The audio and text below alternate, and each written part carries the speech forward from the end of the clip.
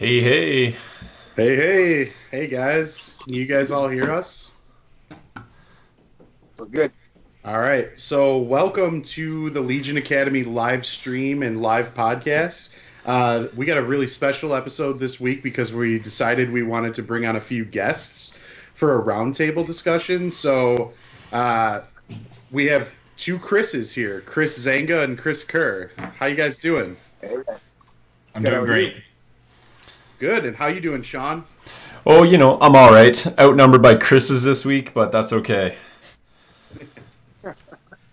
Awesome. All right. Well, the reason we kind of wanted to bring a couple of members of the community on is because we just kind of wanted to open up the discussion this week about all aspects of the game. You know, what you're enjoying, what you're not enjoying so much, what you're working on, all these things. So I just kind of wanted to open up the discussion real quick, and I'll start with you, Chris Zenga. Why don't you tell us kind of what your favorite aspects of like the Legion community are, or the Legion game itself right now?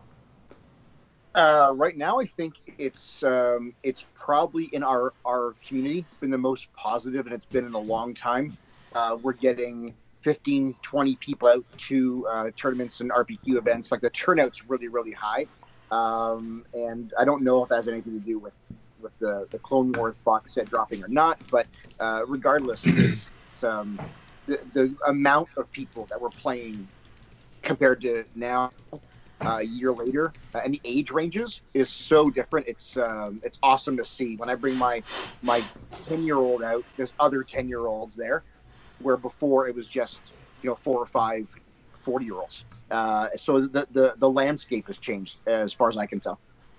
That's awesome. Yeah, I think that's part of, I think the Clone Wars definitely helped with that. But yeah, the game has just been growing at a rapid pace. I mean, we're seeing it in our scene too. Skirmish really reinvigorated our community a little bit. We've got new people. We've got people willing to drive 3 hours to come to GameStorm just to play in our league, not even a tournament, which is awesome. Yeah, it's great. What about you, Chris Kerr? My favorite aspect of it is honestly the painting. The models are fantastic. They have a lot of detail in them. And the game overall plays extremely well. You can get an entire game cracked out in 2 hours or so, sometimes a little bit over. All the factions feel competitive. You can bring an 800-point list, and you can have fun in the game. You're not just going to get ultimately crushed and walked all over. Totally. Yeah, Skirmish, I haven't tried it yet because I have a hard enough time building an 800-point list. Now I got to cut it down to 500. I'm not sure that's for me, but we'll give it a whirl maybe. Yeah, I like it a lot because I think that it's fast. That's one of the things I like about it is that it's easy to play on a weeknight. It's easy to play after work real quick, or even get multiple games in the same amount of time it would normally take to play that 2.5 hour 800-point game. Yeah. So that's nice. What about you, Sean? What's been firing you up lately? Well, lots of things fire me up. The Clone Wars has kind of opened up a lot of new terrain biomes. So some things that you wouldn't have necessarily built with the original core set release. Skirmish format for me has been really awesome. That's something that I've been wanting to do for a while. And so having the ability to kind of play with a real 500-point rule system now, when I go to a different city and when I go to other places, I know that the 500-point format, or in theory, should be the same. So Ethan's pointing out here in chat that he knew I was going to say terrain. Probably not a shocker. This hot take. Really interested in building terrain. So.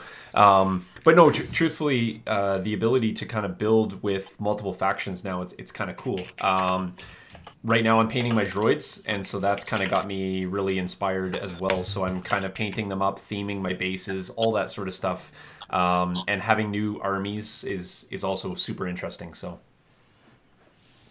Totally. I think the thing that's firing me up the most right now is trying to find what lists I like for the two new factions. Just having two new factions to explore in general. Like, For example, I painted 16 battle droids last night, which is probably the most amount of models I've ever painted in one session. I found that actually fairly easy to do, and that was awesome. I like how contrast paints are working out for those guys. I'm following Sarastro's method, and it's working perfectly for me. But yes, shout outs to Sarastro if you guys haven't checked his videos out. If you're they're fantastic. Yeah. If you're new to painting or or even a pro, but you just want some tips, good stuff. So I'm following his method, and I was shocked to see that I could crank out 16 battle droids in like a 2.5 hour session to completion, and that was awesome. I still need to base them, but like I said, that's like the most models I've ever done in one sitting. And Sorry. Go ahead. No, sorry. I just said I posted in our group a couple days ago that I used the lazy as shit method, and I just essentially primed them, and then I used the Seraphim sepia, and just washed them all in that, and essentially called it a day. Like I put like Belcher on the guns, and I put some dry brushing in, but for the most part, it was just prime, sepia wash, and there you go. They're that brown droid color. And yeah, I literally just wanted to get these things painted and out of my life forever because they were the bane of my existence for so long. Oh yeah, putting them together was a nightmare. Getting them painted, yes, it was. Getting them painted has been smooth sailing so far. We earned that though. We earned the smooth sailing because they were such a friggin' nightmare to put together. Yeah, no, I know, and you know what? It's really satisfying to have them finally done. Like, that was a grind there for a few weeks for me, but now that they're done forever, and so it's feeling really good. I just said I do not want to play. Like I said, I am kind of done with the whole Clone Wars thing. I'm frustrated by it. I don't want to build them. I don't want to paint them. And then all of a sudden, I painted the clones, and then I painted the droids. Now I'm kind of, I'm eating a bit of crow, and I'm kind of excited to maybe get them on the table now that the hard work is done. So we'll see. Yeah.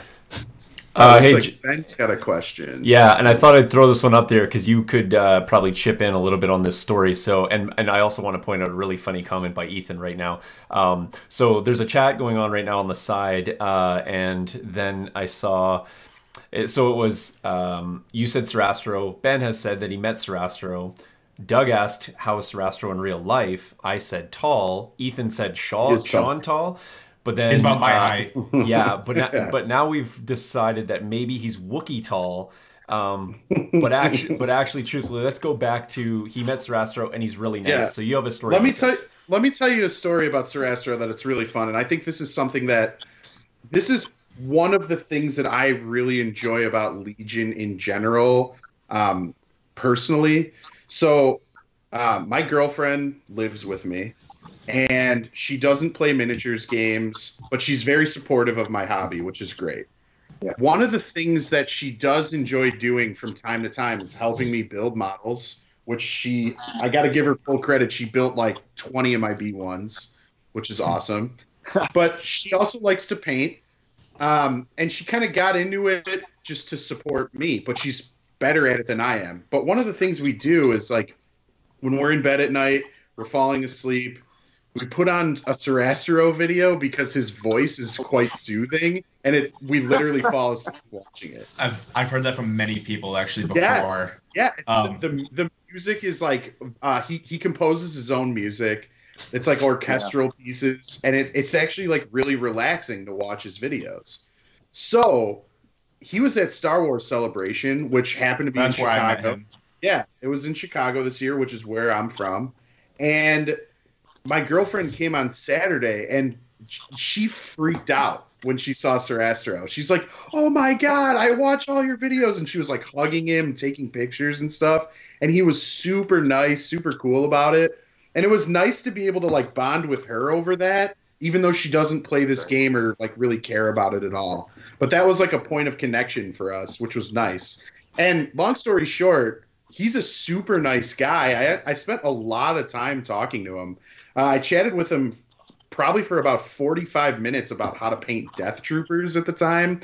And he's pulling out his phone and showing me pictures. He's like, "Oh, yeah, I like to walk around the street and take pictures of cars because it's the way that the sun and the light like hits a Camaro, for example, a black Camaro is kind of the same as a Death Trooper armor. He's like, so look, you can see some blue hues and some white and all this stuff. It was awesome, like just getting into his process and stuff with him, and he spent a ton of time talking to everyone. He's a cool guy, so definitely agree with you there, Ben. Definitely agree. I was lucky enough. I reached out to him about a year ago, and and now I think at least once we'll message back and forth, and it's usually about some kind of thing, but it's never like, hey, can I get some free Sarastro advice? It's always like, hey, Mark, look what I did. And then we'll just talk. It's very organic. And it's cool how kind of someone that you look up to for guidance, now I have this, for lack of a better word, friendship with that could have nothing to do with painting at all. And he's just that open of a guy. And I find that a lot of the people, what's the right word, Sean? Maybe like internet famous or community famous. Like there's a handful of large names in our community that everyone seems to know, and when you interact with all of them, they're all super solid guys, which just speaks to who we are as a community. That's pretty awesome. Totally. All right. What else? What can we talk about? What have you guys been painting? I'll start with you, Zenga. What have you been painting? I know I saw your Crisis Protocol stuff, but what have you been doing in terms of Legion lately? What have you been hobbying? So I went full Legion mode the last week and a half, and I did, and I post everything. So this isn't a surprise to anybody listening, because I'm sure they've seen it. But I did all the battle droids. I finally figured out how to use the Apothecary White, and I did all my clones with the Apothecary White, and I did the Dewback, which I think I'm the most proud of that one so far. I'm really happy with the way it came out. I never know, when you're talking about scales and hair and, more organic features of a mini, I never know how those are going to come out. So I was really, really happy with how that all turned out. Awesome. Are you using contrast paints on the Dewback, or are you using like traditional acrylics? Little bit of both. Okay. My background is fine art. I went to art college here for fine arts and painting. So I tend to go into any project, and I don't say, okay, I've got to use this. We've got to do it this way. It's got to be this particular tool. I try to take all the tools that are available to me, and I'll mix and mash them, and I'll use whatever I need to. So for this one, it was a contrast paint base for the base of it, and then I watered down some.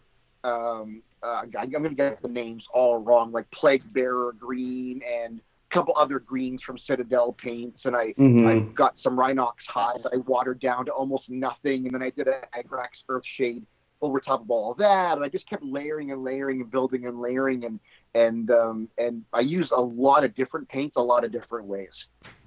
Nice. What about you, Chris? What have you been working on? Have you been hobbying anything? Honestly, I burnt myself out on Legion minis about a month and a half ago, because I painted 3 squads of veterans, 3 squads of Tauntauns, Sniper Strike Team, and Leia in 10 hours. Wow. From start to finish. That's some of the work. But I went to, and that was, nice. Started at 6:30 p.m., went till 4 a.m., got up at 6, drove to an RPQ, got second place, and got first place in the painting competition. Well, hey, that's cool. First place in the painting is cool. So, like, were you painting these just to get them ready for the RPQ? Yes. I refused to go to an RPQ with a gray army. Same. Sean, hey, did you get the list idea from anyone you know, or? Yeah, cough.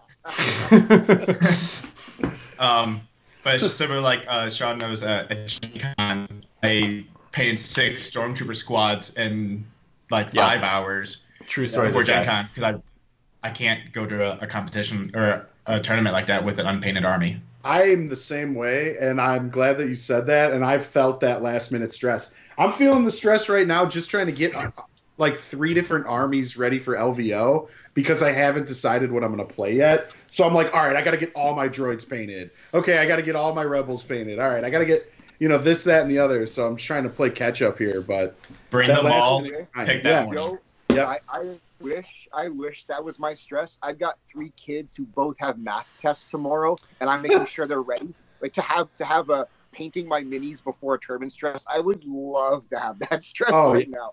Hey, it's a good and a bad stress, but mainly a good because it feels good when you're done and it's exciting. So if you see this Rex right here, I painstakingly primed this, and then I work on layers of gray to make it look like the plastic, and then I actually green stuff the mold lines back on my miniatures to make it look like they're unpainted. But this really took me about 12 hours. Hobbied. Yeah, these have been meticulously hobbied to look like they're out of the package. So just so you guys know.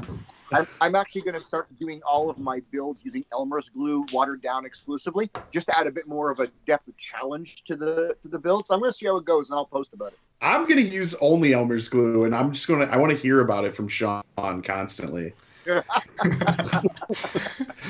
All right, Sean, tell me what you're working on, because I know you got a million projects always going. What are you hobbying? Well, I wish I would have grabbed one. They're in the other room, but right now I'm doing I'm doing battle droids right now, and so I finished building. I'm in the 54 club right now, so I've finished that. But I have actually bought 8 boxes, so I'm going to make my new club where I take 2 excessive squads of battle droids, which I can't field. But I just want to have extras to model. So what I did was I actually made all 54 unique and different. And so I've kind of created a little narrative within each squad of what each guy's doing. So yesterday I built 3 squads all on cork bases. So I did like the Captain Morgan commander with the one leg up, the binos up. Yeah. And then I just made a whole bunch of other guys. I have one guy who's got his leg stuck between rocks, and then he stepped up and his leg is snapped off at the knee, so he's kind of looking back at what's happening on his leg. I made one of the hands not attached to the gun, and it actually kind of looks like, it's not really obtrusive, but it kind of looks like he's giving the finger to everyone because they're kind of all giving him the gears about breaking his leg off. So there's some of that. It's probably an offensive model, and I can't field it, but whatever. That's a hard warning. Yeah. Where's that rule book, John? Where's that rule book? Yeah, exactly. Oh, we'll get to that. We'll get to all these hard warnings. Yeah. So, and so what I'm actually doing with my battle droids is I'm going to do mine up in a German gray color. So mine are actually going to be all gray. And the reason being is I want to make my tanks, when they eventually release, look like they're World War II German Panzer Gray army. So I want to do mine up like very, very much that. And it's kind of a throwback to my Flames of War days and my ties to historical. So I showed you guys a few pictures yesterday of the gray ones, and I think they look pretty good. That's just straight contrast on there. I'm going to do a little bit of extra, and I'm going to do mine all up in snow bases. So my base style will actually be just like this piece of terrain here. So if you can imagine a nice dark gray with the snow base, it'll look very much like this motif. This was kind of the inspiration to do the droids up in that style. So additionally, what else am I doing? Unrelated to kind of to the hobby, but I'm actually in the process of switching the studio space around. So I have a much bigger recording space being constructed right now. And I'm putting in both a gaming table and a skirmish table so that when we're doing our how-tos and our walkthroughs, we're actually going to have a full-size skirmish table to show that stuff. So we can do range 4, 5, all that sort of stuff. So what we've been showing you guys under close cam will basically just be extrapolated up to a full-size skirmish table in the future videos. That's awesome. Going to be awesome. I guess my hobby project is just these droids. I've decided on a basing scheme. I haven't started to execute it yet. But one of the fun things I thought of too is like, I don't know how this happened. I think my plastic glue wasn't holding perfectly, but I lost a droid head. So I'm pretty sure instead of trying to like find a replacement or anything, I'm just gonna put some like exposed wires coming out and just have it be like I have this derpy droid. Which I think will be hilarious. To get an extra C-3PO head. Yeah, there you go. Oh, fair enough. Fair enough. Yeah. Right. I've settled on a basing scheme though, but I was gonna bring this up if you guys have any tips. So I want to do Dathomir. I recently finished playing through Jedi Fallen Order. I really enjoyed it. I won't spoil anything, but Dathomir is part of the game. I won't say any more. But essentially, I got a lot of inspiration because you spend a decent chunk of time on that planet. So as like just overload of visual images to use, and I was like, man, there's that scene in the Clone Wars where the droids kind of come and start attacking the Night Sisters, and I was like, at some point Dooku's on that planet. At some point Grievous is on that planet. You got tanks on that planet. You got battle droids, droidicas. So I'm like, let's do Dathomir. I think that'll be fairly unique. All I want is Night Sisters. Me too. I'll stop buying minis the second those come out. It's all I want. All right, well, FFG, don't release them for like 3 years. You're gonna lose a customer. But yeah, so like basically, I noticed that on that planet, there's kind of like two different schemes. There's like almost like a Grand Canyon style, rocky, cracked earth, kind of red, brown, gray tones, and then there's like a real swampy area. So I was like, okay, I could probably incorporate both of those biomes into different squads to kind of keep them distinguished, because droids, there's a lot of them on the table. But I've never done a swamp base before. I don't even know like where to start with that. So I'm sure there's a terrain studio tutorial on how to make those little swamp puddles and mud puddles. Like literally, my co-host doesn't even watch the tutorials I made. There's a 2-part mud series, for God's sakes. I saw the mud. I know how to do the mud. I'm more concerned with where you see who your real friends are. Okay. Where's saying that now? Hey, in that mud tutorial, there's no poisonous insects that are spewing like bile.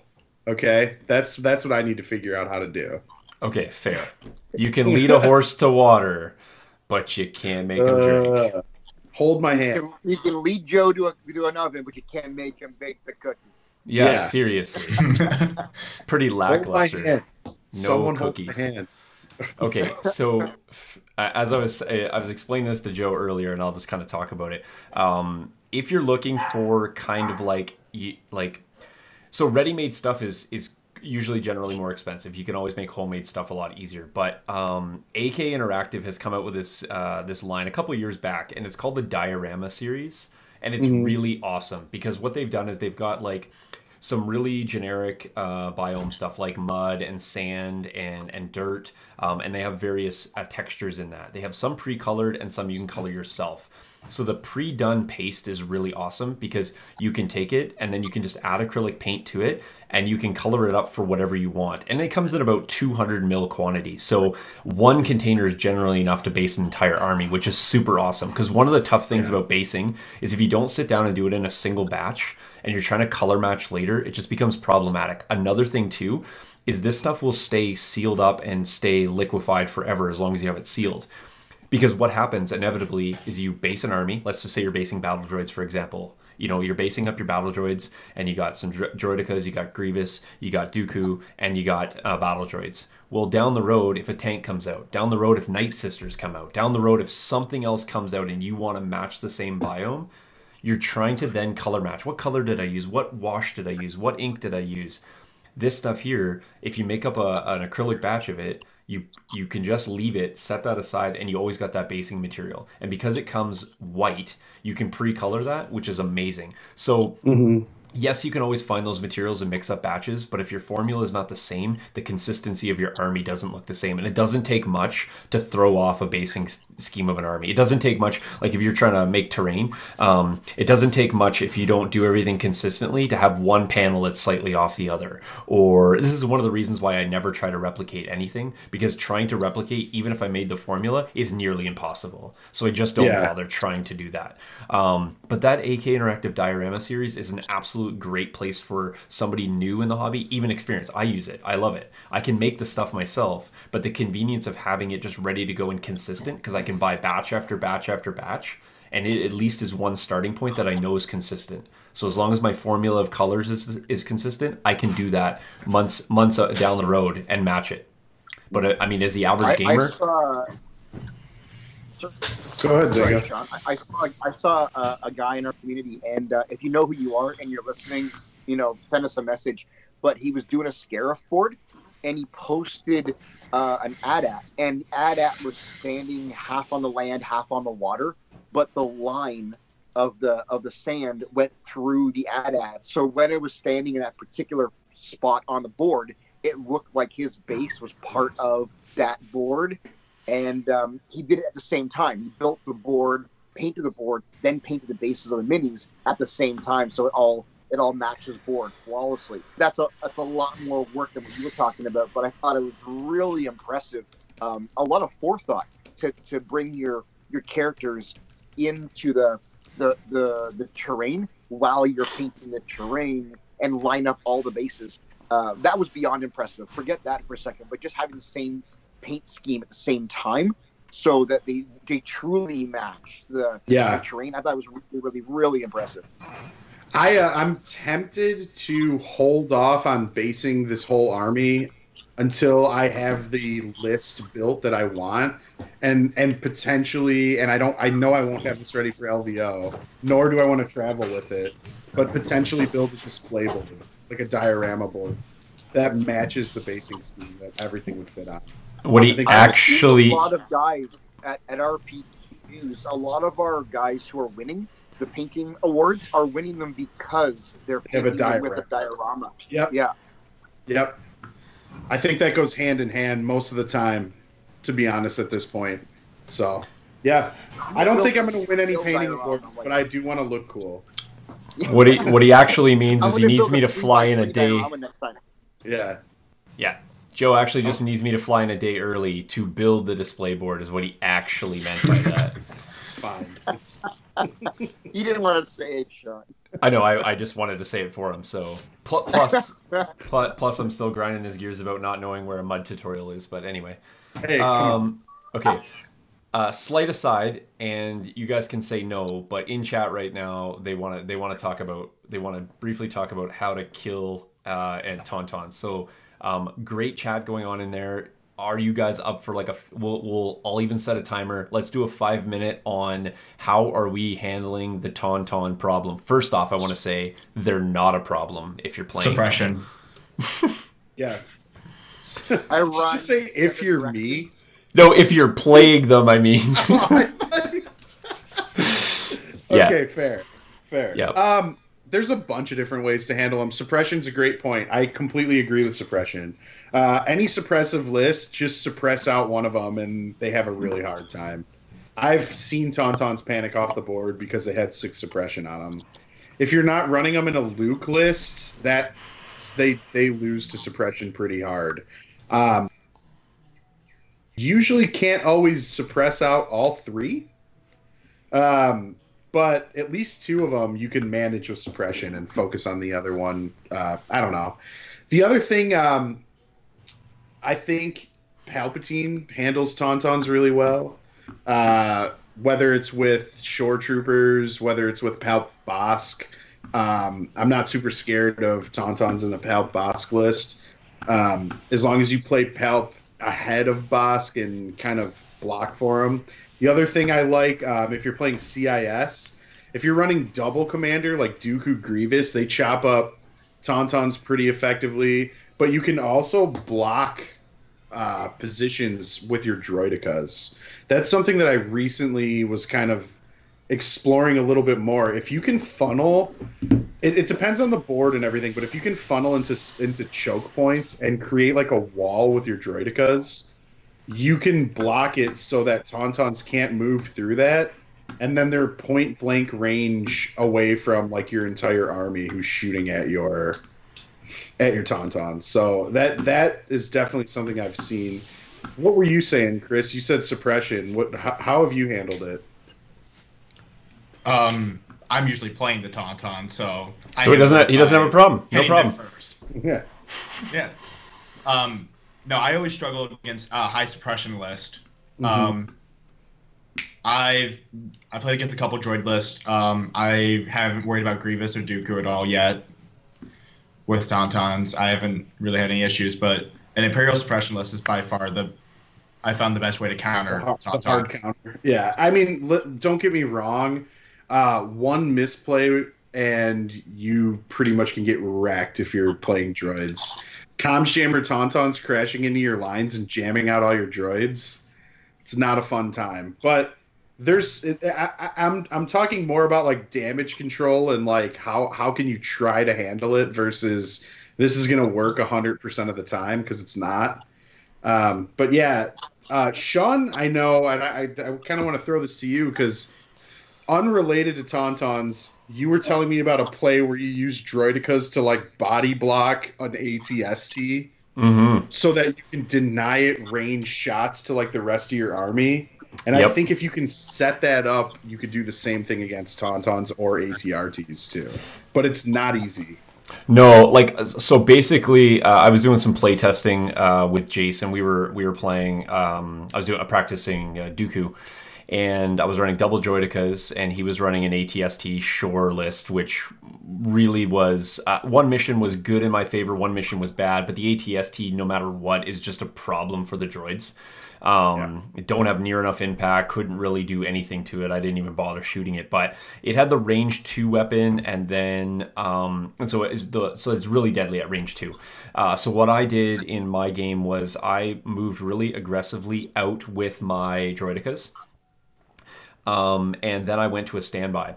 I let the ATST walk in because it had to come get me. It wants to close.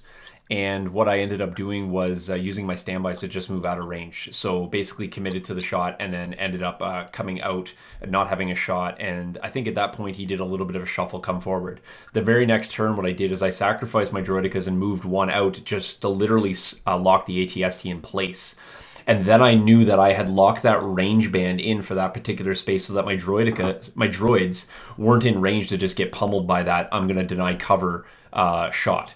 So I was willing to then position the rest of my force to basically get behind a building and deny that. And then the rest of the game is intercept. I was able to feed out enough to get points, even though when I feed out, I know I'm going to sacrifice a unit. But with 8 droids in a unit, I know that those dice aren't likely going to be enough to wipe me out in a single round. And so I really played the mission. And I was able to score enough points. It was really close. I mean, ultimately, the Shores with their suppressive weapons. In the first game, it wasn't great. Annihilation, Loom, Suppression had 3 droids walk off the table, 2 with boxes on the last turn. But I had lost my commander the turn before, and I could do nothing about it. So suppression is definitely a good tool. I think it's really important when we're talking about counter Tauntaun is that you don't go all eggs in one basket where you're just basically building a list to counter Tauntauns, because what are you doing if you're playing something else? And so I'm glad that we're hearing suppression is an answer to Tauntauns, because suppression is an answer to a lot of things. It can really hurt and harm a lot of things. So as a droid player, I'm interested to see what Grievous Dooku does against Tauntauns, because I haven't done the straight counter. I have a really nasty Tauntaun list that I've been practicing in terms of like countering playing against the droids, but I'm just not feeling really good about playing 12, 13 activation lists right now. It's okay, but it is kind of boring, and we'll talk about kind of what's bringing people into the game, and I don't know how fun it's going to be for people running in for their first time at a major event, playing a 13 activation 3 Tauntaun list with their 9 activation clones that they just got into the game because they love clones, and it just doesn't match up really nice. I get it, major events and you're playing to win, but there is going to be that factor about how fun is playing competitive lists versus how fun are you having playing competitive lists. So yeah, how fun are competitions? Yeah, well, that's the $1 million question. I was having this discussion with some other guys in the community where if you're looking at it from my perspective, and I'm gonna ruffle some feathers probably, but I look at it as if you're playing a competition ready list. Personally, to win, it's a boring list. It's tactical, it's analytical, it's doing what you need to do to get the most out of your activations, and I'm not finding that angle enjoyable. I tend to not play much competitive because I do feel in my, you know, in the cockles and even the sub cockles that that you really have to play a mathematic type game. You really got to be super analytical if you want to compete at the highest level. And for me, I'm also not winning all that much. So that's a big caveat too, is that I feel that I'm having more fun playing things that I want to see on the table rather than building a list that's going to be getting me. And I don't want to use the word guarantee, but there are certain builds, and I know we've had that meta talk before, so I won't go back into that murky swamp. But there are certain builds that tend to yield better results because that's what everybody's doing, and that's the more analytical way of building those lists. And for me, I also don't have the mind for it. I don't have the same kind of strategic mind that a lot of these players who are winning have. So I would rather. I'm playing against my son right now before I came onto this chat, and he's got 2 sets of Tauntauns coming down the left flank of the board, and I've got 2 Death Troopers, 2 Shore Troopers, and a Dewback just putting suppression all over him. And for me, that's just really fun. It's really fun because he's got a unit that I would say is a very good unit, and I'm not letting him do what he wants to do with it. I get it. He's a kid, sue me. But at the end of the day, we're having fun because we're having a weird Tauntaun versus Dewback versus Death Trooper battle. And I'm not winning any championships with that, but I'm having the most fun of my life. So right. And you know what? I think that what you would find is that you're actually in the majority there. The more people I talk to, the more I hear them say exactly what you just said. And I find that like the ultra try-hard competitive community is a very small niche percentage of the actual player base, and I see these things get super scrutinized, and sometimes it's just laughable to me, to be honest. Let's say, for example, Joe, let's say that there was some mathematical equation that came up in the next couple of days where it said this 8 activation, 9, 10 activation, whatever, this list, as it is, with this loadout, fill in the blanks here, this is what's going to get you wins. And you go to an RPQ, and you're the guy who just bought the brand new, little air speeder, and you loved it because it was in Empire Strikes Back, and you bring it, and every other person there is playing the list that just came out as a guaranteed win. They're all playing it, the exact same list, and then you got your thing. And I don't look at that as fun anymore. Everyone's playing the exact same loadout for a 6-hour day. For what? Yeah, that's what happened to X-Wing. That's why X-Wing 1.0 had to die. That's like exactly what was happening. So yeah, I hope that doesn't happen with this game. But we'll see. Only time will tell. Chris, what are your thoughts on that in general? I like the competitive edge, but it doesn't have a place at your weekly gaming session. I agree. Your weekly gaming sessions where you go to have fun, get away from life for a couple hours. That's where you go to play the units that you think are fun, like the Airspeeder, Fleet Troopers. Yep. Yeah. I think we might have lost Chris there. We'll let him... He played every time. There we go. Sorry, Chris, you had to cut out there a little bit, so I think you're back now, though. Okay. As I was saying, like Fleet Troopers, for example, there's a guy in my local play group who loves them, even though they've struggled in competitive play or to really...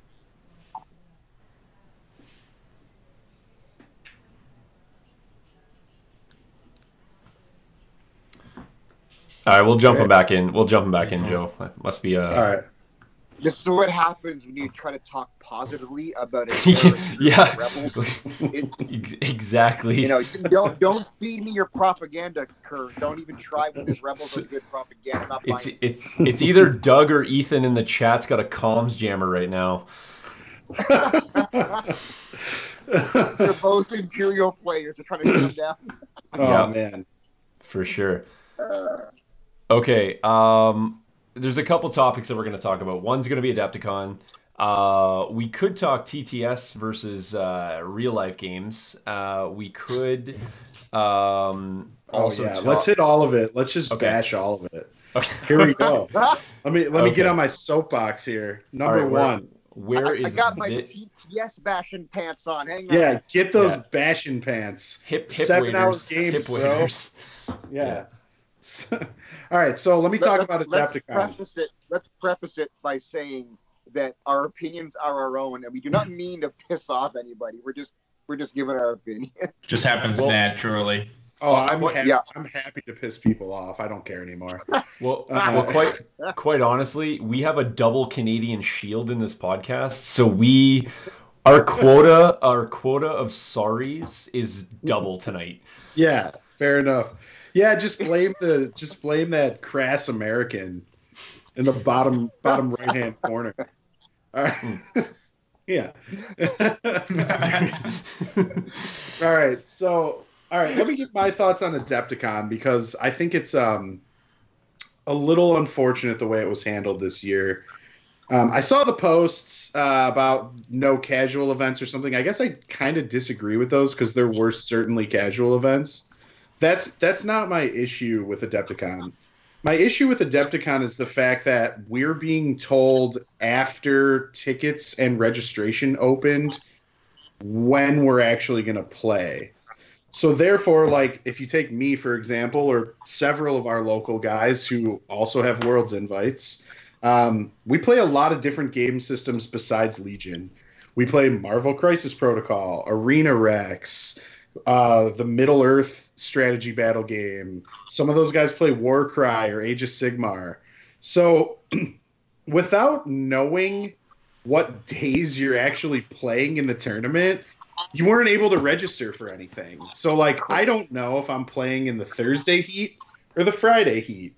So I didn't want to waste my money registering for events on Thursday, only to find out that I'm playing in the Thursday heat X amount of weeks later, still undisclosed. Yeah. So I'm sitting here and I'm like, well, my Adepticon, no offense, kind of ruined, because it's just one tournament for me this year, because I couldn't sign up for Arena Rex. I couldn't sign up for Crisis Protocol. All that stuff is now sold out, now filled up, was capped within the first 10 minutes, just like any other Adepticon event. And I'm just going to be there. You know, I essentially have to waste an entire day that I'm not playing, doing nothing, because all the other events I would have wanted to play in are capped. So I think that was handled really poorly. Like, we should have known what heat we were in ahead of time. That's my thought on it. The other thing, I think the big thing, and I think specifically applies to you, Sean. What happens if you find out you're playing in the Friday heat? What if you booked a hotel room for Thursday or Wednesday? Are you just eating $200 to, like, just sit and wait and find out when you're playing? Well, here's the bigger problem. If I'm playing Thursday, that means I'm, like, you and I looked at flights yesterday. I have to leave at 5 or 6 in the morning. Yep. It's a 10-hour flight, the quickest I can get there for, to be there. So I'm looking at 10 to 12 hours of fly time, so I get in the evening. That would be Wednesday. So now I'm not working Wednesday. Mm-hmm. If I'm playing Thursday, I play Thursday. But because, like you, I couldn't book anything else, so now I'm playing Thursday. I'm staying Wednesday night. I'm staying Thursday night. I'm doing nothing Friday. I'm staying Friday night. If I qualify, I'm playing Saturday. But to book a return ticket home, if I knew I was going to not make it Saturday, I truthfully don't have anything else to play for. Mm-hmm. So I actually booked a skirmish ticket for Saturday because I don't know how well I'm going to do. And it's okay it's okay if I don't, because I wanted to have something to do Saturday. Here's the problem, though. I did that Saturday, but now selfishly, if I get in, I'm burning a skirmish ticket, and I feel really bad about that. I feel quite confident I'm not making Saturday, but that's okay. But now I'm coming Wednesday to play Thursday, to do nothing Friday, to play Saturday only because I booked myself an event, and do nothing Sunday to fly home Monday because I potentially have to, play. If I made it all the way, I got to stay till Sunday. Right. I'm So not in you have that to you have to take disillusionment. Monday off work without knowing. Wednesday, take- Thursday, Friday, Monday. Yeah, pay for those extra hotel days. There's no certainty for anything. You know, I don't think there's any other tournaments that are happening at Adepticon where people just like are guessing at what day they're going to be playing. Yeah. You just register. So Well, that's horrible. let's go to the box above me and talk to Chris what his situation is, because it's different than both of ours. Yeah. Which situation exactly do you mean? So what did you come on and tell us earlier when you booked your Adepticon flight today or ticket today that you thought was going to be happening? I thought I was going to be registering for the the last chance tournament to try and get my ticket into, or get first place and get into Worlds. But now I can't. It's not there. There's nothing. Right. Yeah, that was another thing that was kind of miscommunicated because some people said there was going to be one and no one really knew. I mean, there until, was like, one last year, so would it be reasonable to think they would have one this year? Like, I think that's Absolutely. I think that's a reasonable determination to make. And so now there isn't an opportunity for you to do that. So, but the other events filled up so quickly because there was probably a lot of people that maybe were in a situation where it was like, oh, I'll just book everything and I don't know and I'll cancel or not go, and so we probably have a lot of placeholders at Adepticon, at least in Legion community, based on the fact that people just didn't know what they were going to play and when they were going to play. And Right. let's just be clear. This I don't know. I'm not trying to lay blame on anyone because I don't even know who was responsible for all that. So this is just we're just generally talking about how it's a bit of an inconvenience, a large inconvenience for some. I'm not the only guy flying in for events, so let's just be very clear. It's an inconvenience for people that are driving 6 hours even. Because what day am I leaving? That's the question they have. There are also people coming from Europe and Australia, as far as I know, which is much more expensive. Yep. Of a travel. You know, it's like, come on, this information should have been released like a week before the tickets went on sale. Not, hey, we're gonna give you guys an article, sit tight, after the registration happens and everything's sold out. I agree entirely.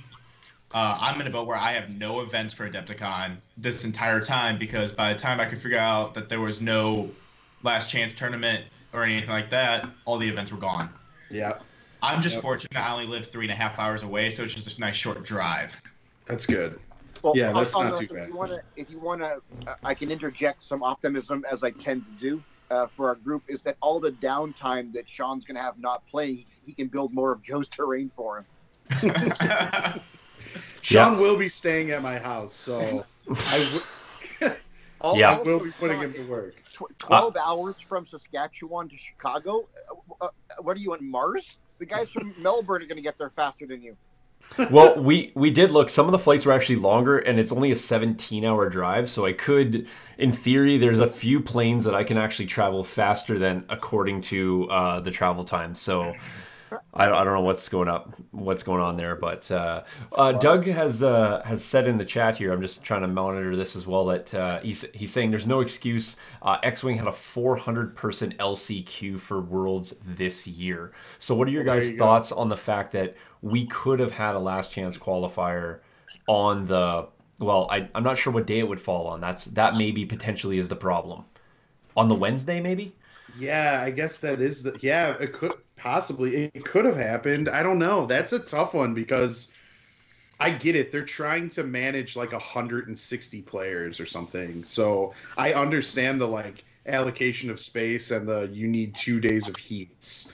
Who knows? I mean, do they need it though? Like, I'm wondering. Like, again, I have no ties to anybody at FFG. This is just me thinking, but if they're not doing a last chance qualifier, is that by design perhaps because they just don't need more players at Worlds? They don't. They literally don't need more players because they're expecting at least like 160. I think.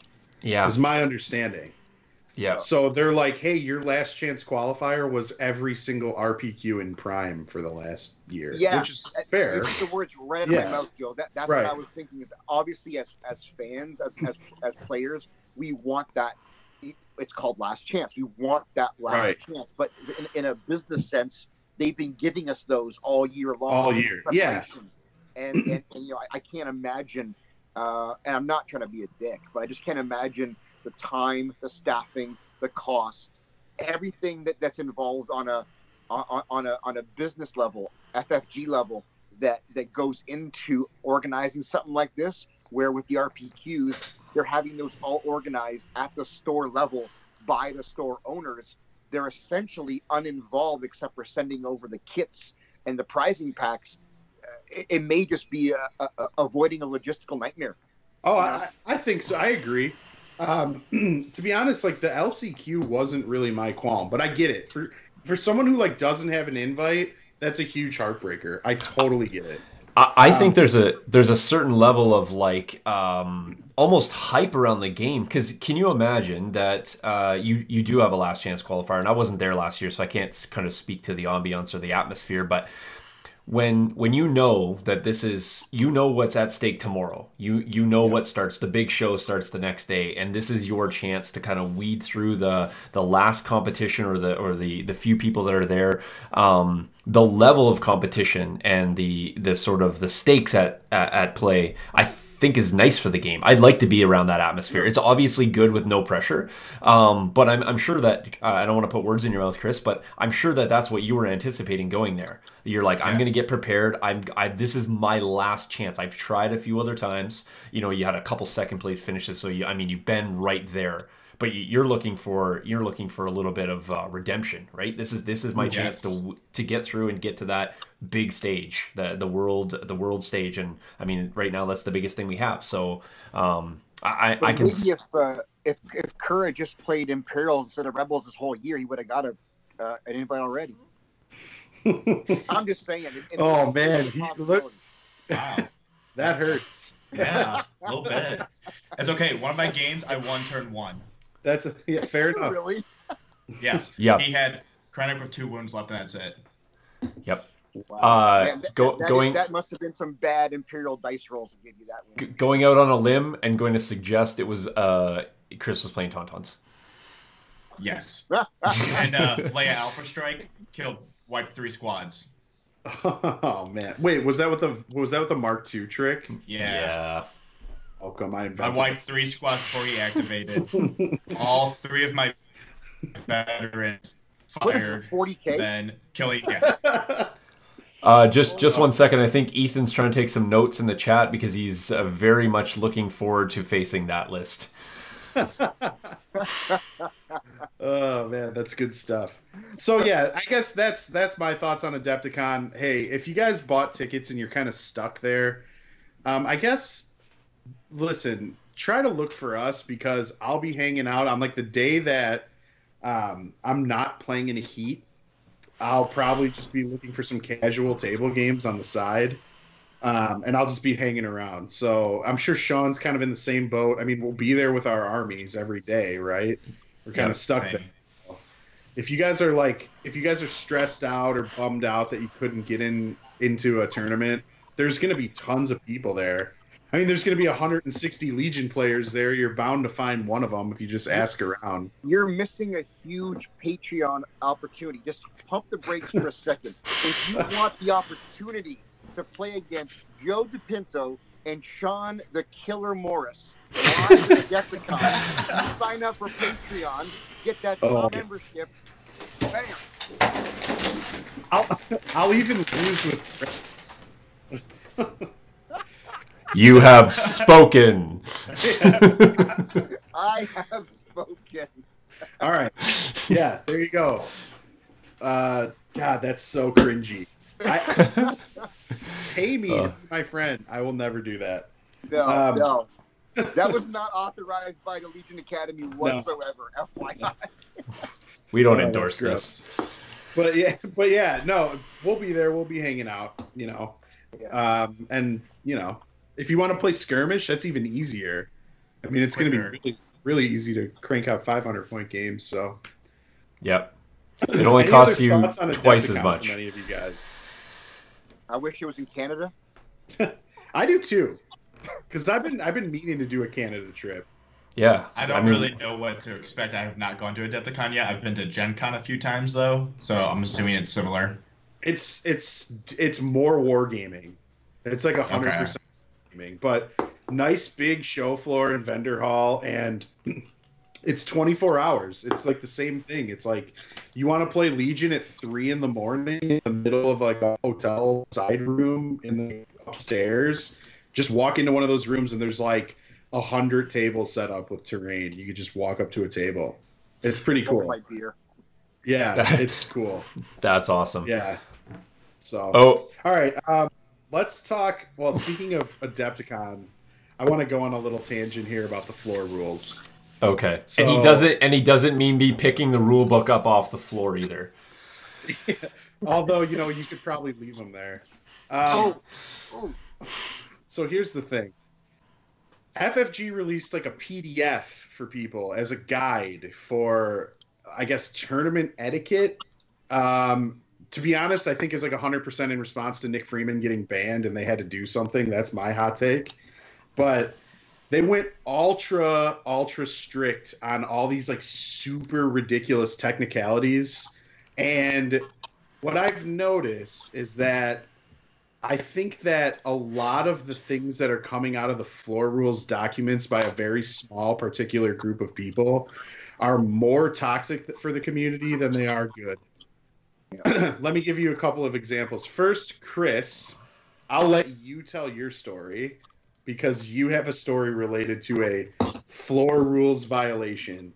So let's hear about it. So Gen Con this year ran 6 Stormtroopers, like a lot of people did. But I only had 4 of the cards. 2 of my other ones, I spilled a liquid on them, aka glue and coffee and other things. They got destroyed, long story short. And then, so I photocopied some of the extras I had. And I went straight to the judge, and when I turned in my list, said, hey, is this okay? And a huge deal was made about it. There's nothing changed. They looked at them anyways, and they still made a huge deal about it. Yeah, so essentially, what was the net result? Like, you started the tournament with like a foul or something, or whatever they're calling it, a hard warning or whatever. Yeah. Yeah. I still got to play. Exactly. But yeah. You're gonna make me swear, Joe. You're gonna make me swear. No, please do, because I have like 1,000 examples of why this is the cringiest thing I've ever seen. Okay, so there's that. So you got a guy who clearly is bringing 6 versions of the same miniature, has 4 of the 6 cards. Please tell me, what misinformation are you portraying to your opponent? What are you causing about the game state that is not clear? Why do you have to have 6 duplicate copies of the same card in order to be there? Or else you'll be like, oh, you're shame on you. You're hard. If he's got the fucking models, you know they come with the cards. Yes. That's a technical foul. That's a hard warning. I'm offended by your language, Chris. I would reach down and pick up my sack full of dicks and just say, eat them all. Eat them all. I would be so mad. I'd be if I went in there and I said, I don't have the model and I don't have the cards, but I'm trying to pull a fast one on you. But you've got the models on the table. You know the models come with the card. You know what? If Brendan Franz was there, this would never have happened. Oh! Okay. That's fine. All right, I'm done. That's it. I was going to tell you, you're only going to get 13 or 14 more of those before we're going to take you out of this show. Here's another one that's really fun. So that's cool. Here's another good one. Let's talk about something in the floor rules about model legality. So we got a story that came out of a California Prime Championship where a guy showed up with Captain Rex and a Clone Trooper army, and Captain Rex was only legally released at retail for 10 days. He made a drive to come to this tournament, and he was told, you got to get out of here. You can't play. you have to have it has to be legally released for 11 days, not 10. You can't play. So that's really healthy for the community. That's going to let us grow the community.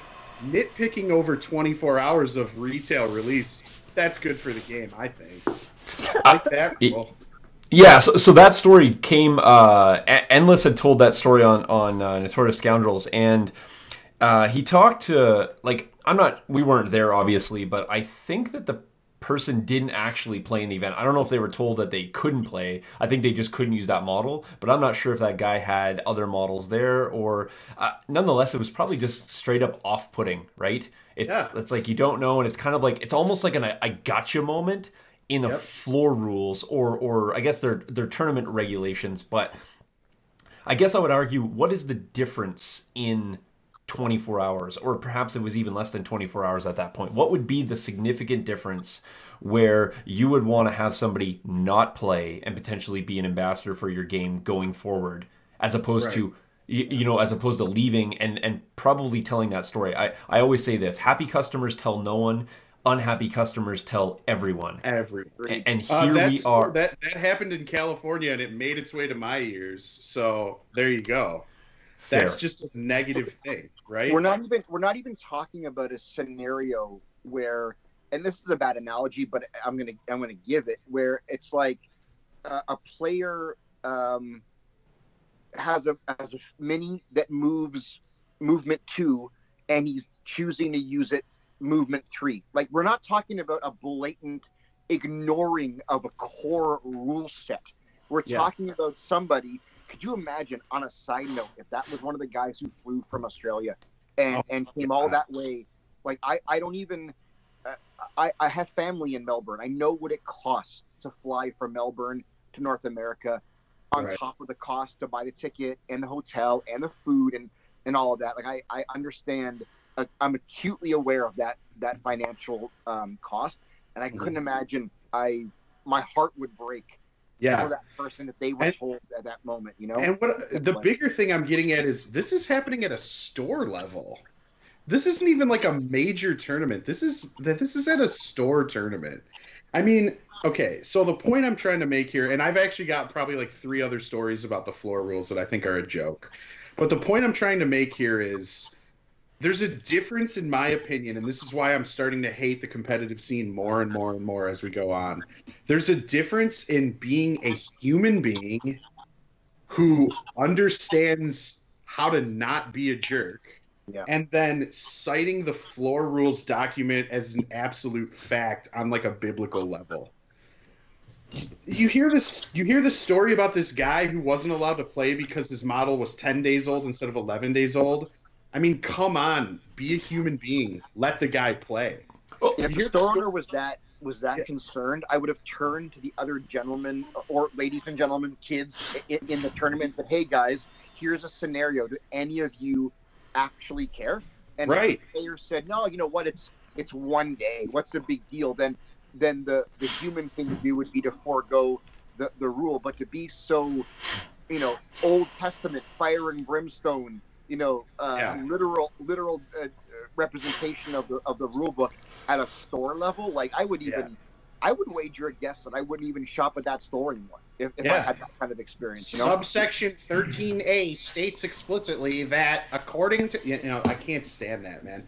It's the same thing with cards. It's like, come on. You literally, you're supposed to go out. You were literally told, like, oh, you're supposed to go out and buy another core set, spend $80 so you can pull new cards out of it. What is this, magic? Like, come on. This is a store owner trying to get upsell and sell another core set off his shelf. Yeah. I mean, this is the thing that gets me, and I don't. There's probably a rationale behind this because there usually is. But what is 11 days? Like, where did that number come from? It's not 2 weeks. It's not 2 weeks. It's not a week. It's like a week and a half ish. It sounds like a Monty Python skit. It not is. 9 days, not 13 days. 11 must be the day. We made this rule up, and the gavel's been dropped. I just mean, like, in the rule book, there seems to be an acceptance by the designers that if there is disputes, if there is things that you can't decide on, or if there's a rule that doesn't exist currently for something that you're playing on, you and your opponent rather, come to an amicable agreement about how it should be played, and for that game, that is how it's played. That is introducing a humanistic element. It's be a good player into the actual rule book. So I think that there should be some allowances by tournament organizers, whoever that shall be, the judge or the store owner, whatever, to make some allowances around things within some reasonable aspect. 10 days or a few hours until release, I think is outrageous. I feel really bad for that person. I don't know who they are, and I'm not trying to. I also understand that those organizers were using what was written. What I'm saying is that should be a guideline and not the gospel. It should not define our events to a point where it's so hard that you can't flex that. Ben brought up something, and I'm only going to bring this up not because I'm trying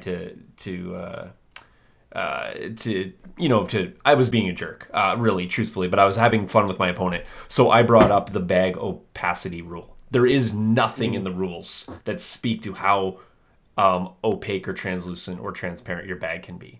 And so I was with my opponent and say, hey, can I use this baggie, this very clear baggie to draw my tokens from? Because the rule says I need to have a bag or a stack.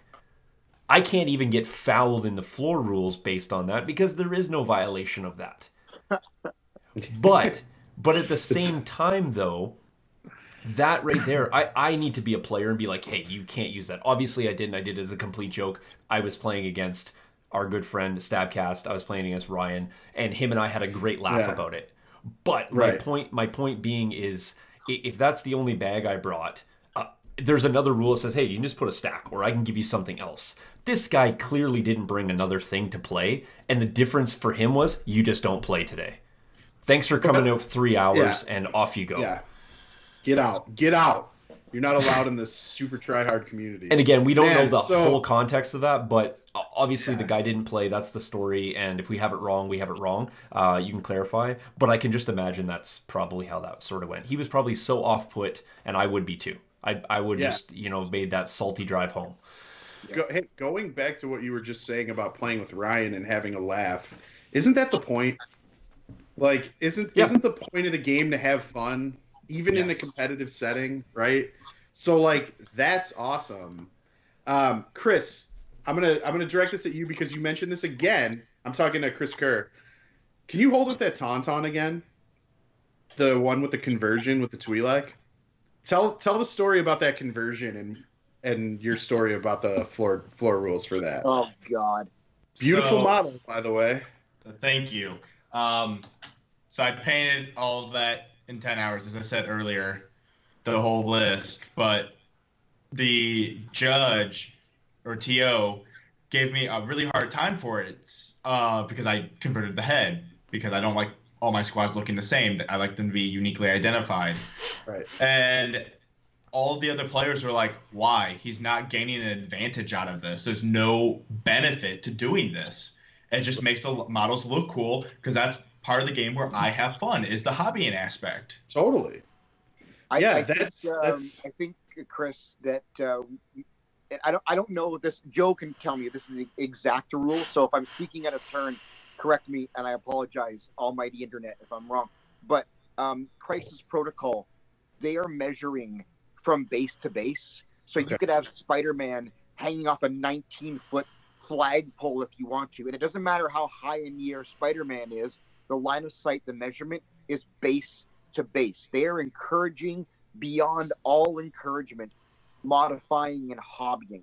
And I think that right there, when that game dropped, I apologize, I know it's a Legion cast, but when that game dropped, and everything that was coming out originally was modified, you just got this sense of, wow, this is what's happening in this game. This is the level at which we're allowed to be creative. And then you've got people saying things like, why would they release that Vader last year? He's way up on that crazy mountain cliff, and now he's going to be higher, and the line of sight's all off. And it's like, who cares? Yeah, I still use that Vader. That should not affect anything. You have people that are so passionate so passionate in your product that they're doing what Kerr did. They're doing these amazing mashups, and you're going to penalize somebody for giving your game an extra amount of artistic love. That's not cool. And I think this is an isolated example. I don't think that this is like something that's happening all over the place. Sure. These were an issue too. Yeah. So again, beautiful models not allowed. So that's the thing. I understand that there's rules about proxies and conversions, but I'm of the safest opinion, bet. Yeah. When this is the safest bet in the hobby, it's not good. Don't add anything. Yeah. I went to a rally point. Bring this to an event next time and see if it'll fly, but now I'm not going to bother. Just throw. No, I went to a rally point, and so I literally had someone comment something sarcastic to me today for saying this. But this was not my experience ever in my local scene or at this rally point that I was at, which shout outs to the entire like Midwest community, Wisconsin, Chicago, Indiana, St. Louis. Every store I've been to there to play Legion for a rally point has been super cool and not super toxic with these floor rules. But let me just say this. I went to this rally point and I played a Krennic list, and I bought multiple Krennics. I converted a Krennic into Thrawn. And I also brought my standard Krennic. I had all my cards. I was following all the rules. And before each game to my opponent, I said, hey, I really like this Thrawn conversion that I worked hard on. Take a look at it. Do you mind if I use it? I brought the regular Krennic. I 100% can use the regular Krennic. I understand that this is a rally point. This is a competitive tournament. There's a Worlds invite on the line. And I understand that there's profile line-of-sight stuff in this game. So here's my fully hobbied original model. Here's my Thrawn conversion. Do you have a problem with me using Thrawn? Because if you do, I will gladly, unapologetically switch to the real model and not be mad about it whatsoever. It's your choice. And every single one of my opponents was like, please use Thrawn, it looks awesome. Or I love Thrawn, like this is cool. Awesome. And we had fun, we had a laugh, we had a good time, had a great tournament. I posted that today, and I was told, like, well, technically you got to get permission from the TO, and it blah, blah, blah, they're at their discretion, blah, blah, blah. Come on, man. Like, be a human being. Again, here we go. Oh. I literally said this to all of my opponents, and we were having we were loving it and loving the hobby aspect and appreciating Star Wars. I don't care how competitive you want to be a human being. That's what this game is really about. It's a toy. You're pushing around a table. Like, yeah. There you go. You said it. We are. I'm 40. We're 40-year-old men with little figures, and we're going pew pew. 25. Fair. And it's like, wait, who are you calling little here? Look at what you're doing. You're all short. Right. Like, come on. I think it's a bigger picture, and like I said, for me, I'm not going to get into it. I've already got into it a lot. I've talked about it a lot, but my battle with mental health has been supported greatly by this community and this game and these people. And I've talked to Alex at length about what I've gone through, and everybody involved in super great. And for me, that is the win for me. For me, that's why we play. We play because it's giving us something that we need, whether it's just a moment of happiness or it's a real, actual, physical thing that's keeping you from choosing life over death or whatever darkness you're in. That's why we play. That's why we're a community. That's why we get together. That's why we chat like this.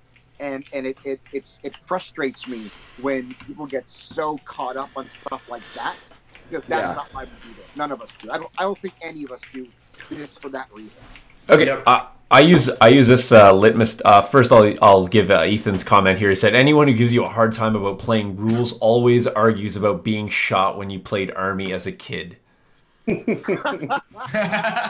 For sure. No, anyone sure. who gives you a hard time with rules was the kid that said that their controller was broken when they were playing Halo. That's why they kept dying. Fair. So I man, use batteries don't work. I'm not bad, I swear. I use this. You can't see me. I'm behind the bush. I can totally see you. No, you can't. Yeah. Oh, there That's goes. awesome, Ethan. That was the best comment of the internet this month. That was fantastic. Yeah, for sure. So this is the litmus test that I always use, and I kind of had this in my brain. If I have just flown 12 hours to get somewhere, paid several $100s for a ticket, taken days off work, got my stuff all ready, got somebody to get my stuff all ready for me, and then flew to an event to play round one, and then I'm also playing against a person who, let's just say, they flew 12 hours, got all their stuff ready, took days off work, sits down across the table from me. If our very first interaction with somebody I do not know is, hey, can I use this model right here that's going to have no impact whatsoever on this game? And I say, no. I have not only, I believe this wholeheartedly, not only have I just influenced the next 2.5 hours of my life with this person, but I potentially have just set the tone for that person's event or even convention. I'm putting up opposition when it's unwarranted, unnecessary, because you know what? I wouldn't want to be the person who says that to somebody, nor would I want to have somebody say that to me. And truthfully, when I go into every event, that's kind of the thing that I have in my head. I have no problem if you're playing a game and it's tight and you kind of get in a little bit of a, hey, is this a line of sight? Is this a range? Those are rules of a game. Right. These are parameters that I don't need to govern. I don't need to enforce. I don't need to impact to play this game and have an enjoyable time. So that's kind of my whole take on the whole thing. Proxy. I'm like honestly making this stance and this statement right now. I will continue to go play at Major Legion tournaments, but I'm done caring about my outcome. I'm there to have fun. I'm there to meet people. I'm there to make friends. I actually would prefer to place last and have 4 or 5 great games, make meaningful relationships, and walk away with a new friend than I would placing top 4 or top 8 and getting in fights with people over slow play, getting in fights with people over proxies, getting in fights with people over their cards being shown or not, talking dice, all that nonsense. Like, it's like, have you ever seen that gross. video a couple years back of that guy Francis who's playing Magic in the Magic bar and he turns and flips the table? Yeah, right. And I'm like, I've been to a couple tournaments where I almost turned into a Francis and gave somebody an eye jammy. Like, seriously, I turned into an ogre. And it's like, oh, I don't want to be that player ever. No. Listen, fine. The guy that I was being ogre to was my 8-year-old son, and he's a shit. So it was the worst case scenario. But I don't want to ever do that again. Yeah. Calm down, learn to have fun, and Zenga, I'm gonna hire you to come to Adepticon and be my bodyguard. Actually, just throw a little salt. I know a guy who's not playing anything at Adepticon. Oh. Man, you're really beating up on this guy tonight for no reason. I'm sorry, Chris. I just got an email and Chris is no longer a patron. So what just happened here? Either Train Studio or Legion Academy. Yeah. You see this nonsense? He calls you and invites you to come on this interview just to beat you over the head for an hour. Like, this is what a bait and switch. This is how Canadians are nice, apparently. Classic Canadian. Oh God. That's okay. I'll just cash in one of Zenga's sorries and we'll be fine. We'll reset the clock here. Oh, yep. Got me. Got him. I haven't said sorry once yet. Good. Don't apologize. Yeah, it's all right. All right. So I guess we went kind of long here. I want to end on, like, I guess this last message I just want to say thank you to all the like local Chicago guys and all the Midwest guys, the Stabcast guys who have made events so fun, drinking and eating and having a good time. Everyone I've encountered face to face has been awesome. Super nice. I've always had like fun experiences, fun games. The toxicity creeps in a little bit on the internet, and it's almost hilarious. But the local guys, you guys are awesome. Let me just point this out. So Chris, who's above me right now, who is on the cast, and I consider him a friend for sure. We met at Gen Con 2 years ago. I was playing X-Wing, and Chris, I'm not sure. Were you playing Legion that first Gen Con?